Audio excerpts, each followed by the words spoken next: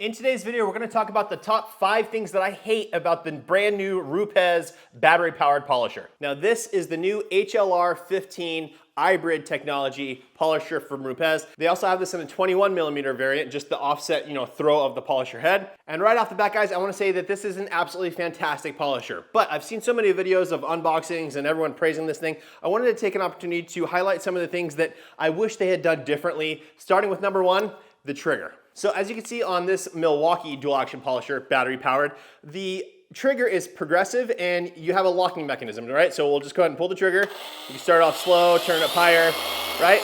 And then once it's at the capacity, fully pulled, you can lock it into place and just get to work, right? Super, super nice. The new Rupes, on the other hand, has an added feature, and I think there is an added benefit to it. I just wish they hadn't done it. And that is, as you see here, I'm gonna try and pull the trigger.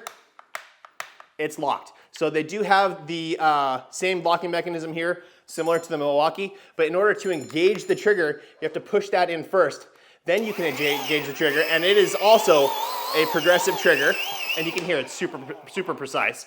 But again, every time you let go of it, you have to engage that to be able to start the trigger. Now, once it's fully pulled, you can lock it in place also, just like the other one, and it's fantastic. But that is just another step, and I do not like it. It almost feels like it could break over time or wear down. I just wish they hadn't done that. Now, let's talk about why I think they did do it, and or at least why it does make sense to me. As a professional detailer for almost 20 years now, I still operate my business 95% mobile. And sometimes when I'm driving to a job, right, some things get bounced around in my truck. Every once in a while, I'll show up to a customer's house, and I hear this.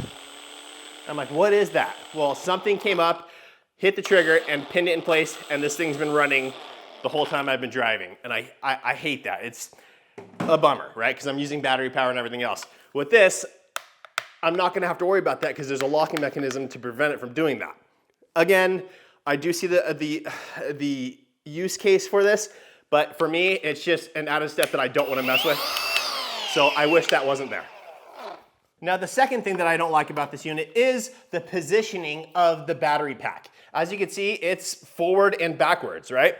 It does have a really nice balance to it. The polisher runs super smooth, but as you can see, with this facing this way, as opposed to the Milwaukee, they face it sideways. So what that does is, let me go ahead and show you guys. As we lay this down, obviously it doesn't have a pad on it right now, but we can fit basically one finger in there before the pad section is completely flat. So when we compare that to the Milwaukee, again, if we add a pad, it's gonna be thicker, but the Milwaukee right off the bat, it's basically 3 fingers, maybe 2.5 fingers. This is kind of an awkward position to hold, but 2.5 to 3 fingers. Why does that matter? Well, when you're working on a curved surface, or if you're coming down to one of the wheel arches, something like that, this battery could potentially kind of get in your way. Now, this machine is very compact, it's very lightweight, so you can maneuver it to this kind of position to make it work. So not the end of the world. I wish that they had positioned this in the way that the Milwaukee is done. And I'm sure there's a reason for it, right? Probably balance or whatever else, I get that. But just one more thing that I wish was done differently. Item number 3, guys, is going to be in regards to the battery pack again. Now, this kit is awesome. It comes with two batteries and a charger.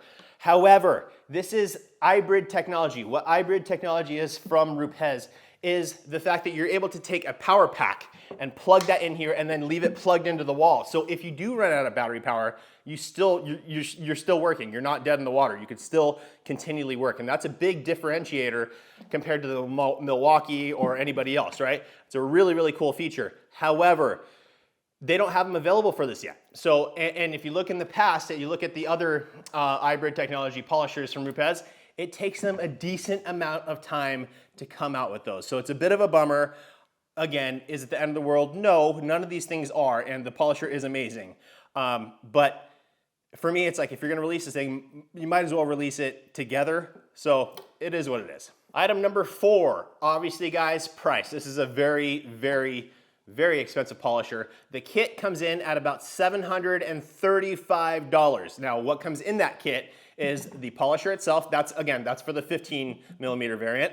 So you get the polisher itself, you get 2 batteries, you get a dual battery charger, and then you also get some accessories. So you get 2 250 milliliter bottles of polish and compound. And then you get, I think, 6 or 8 pads, 8 pads, I believe, and one, which is, I get it, right? They're trying to show you what they have available, but they do give you one microfiber towel to polish away with, and that's great, but what am I supposed to do with one towel? You know, so it's really just an added bonus that doesn't really add any value to me. Everything else does, and they do feature the brand new teal pad. This is something that they released at SEMA the same time they were showcasing the new polisher, and this is their DA Intermediate High Performance Cut and Finish foam pad. So in this kit, you don't get the normal blue coarse pad. Instead, they give you this one and then the yellow coarse pad, along with some microfiber and like a wool variant pad as well. So really, really nice kit. Now, yes, guys, the price is very, very high, and I do hate spending that kind of money, but I do think the value is there as well. Because if you were to take into account, like say the Milwaukee, I have some notes here. The Milwaukee will set you back $530 for the polisher, 2 batteries, and a charger. No other accessories. So $550 for that, $530, excuse me, for that one. The Flex, the similar model, the 15 millimeter dual action polisher. Again, polisher, batteries, and charger, $550. So again, we're about $185 off on the price of these, but when you factor in these extra added benefits here of the pads and the polishes, we're probably $120 worth of accessories here, 120 to 150 bucks. So again, we're getting much, much closer. It's still a premium, maybe, but not as big as what you would initially think. I think if you take all the value here, it's maybe $50 more than what one of these other ones would be.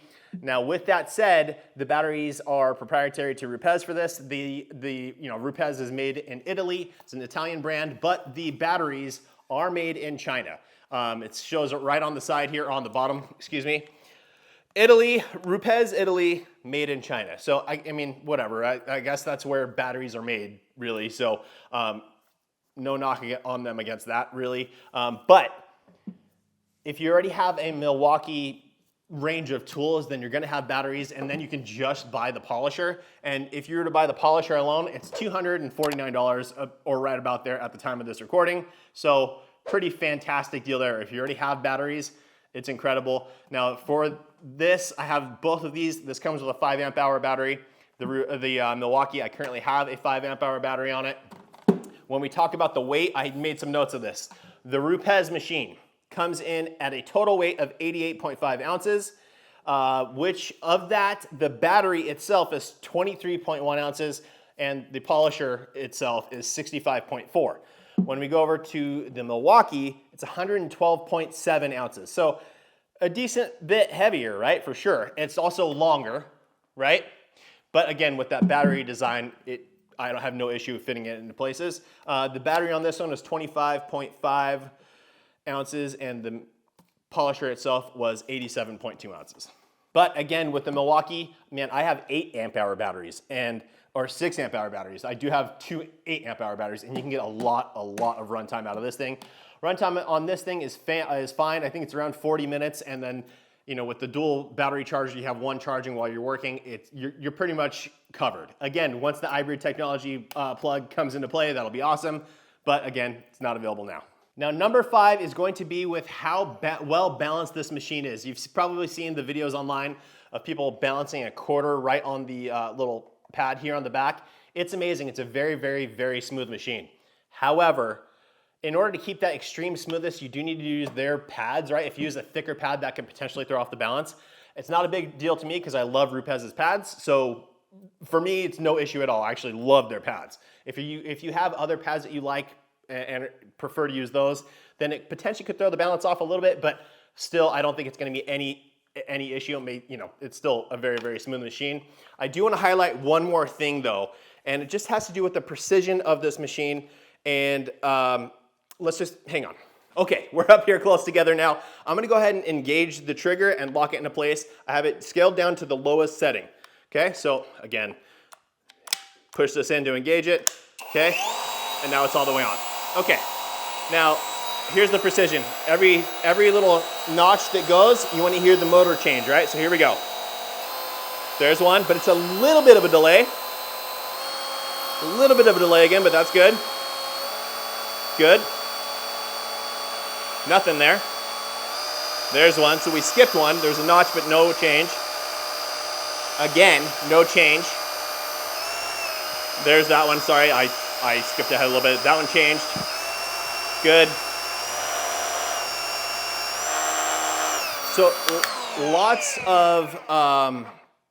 lots of variance to the speeds, but it did skip 2 different ones. If you compare that to the Milwaukee, just to show you guys, I'm gonna scale this all the way back down. Pull the trigger, lock it into place, okay? Every little step you hear it change, and it's an immediate change. Good. Good. Good. Good. Good. Good. And we're maxed out. So for me, it just seems a little more precise on that. I don't know if that makes any difference. And again, it's something that you get used to when using this machine. I've had this thing, I guess these were released 2 to 3 months ago, somewhere around there. So I got mine pretty early on. I wasn't one of the first people with it, but I did get it pretty early on. I've been using it and I absolutely love it. Again, it's a great machine. It's just those slight things that I wish they had changed. Again, probably the most important ones to me, get rid of this trigger lock. I hate that for getting it to engage, and then change, flip the battery to the side. Those 2 things would make a whole world of difference to me. The pricing, yeah, it's expensive, but again, I think it's justified. The pads, again, I love the pads anyway. Guys, with the Ibrid Power Pack, please get that out sooner than later. Overall, fantastic machine. If you can afford it, you're gonna love it. It's really, really nice and very, very light and a pleasure to work with. But again, that's just I wanted to highlight some of those things that I wish were a little bit different. So that's it for today's video, guys. I hope that video helps you. Please make sure to like the video. Make sure you subscribe, turn on the notification bell, and we'll see you on the next one.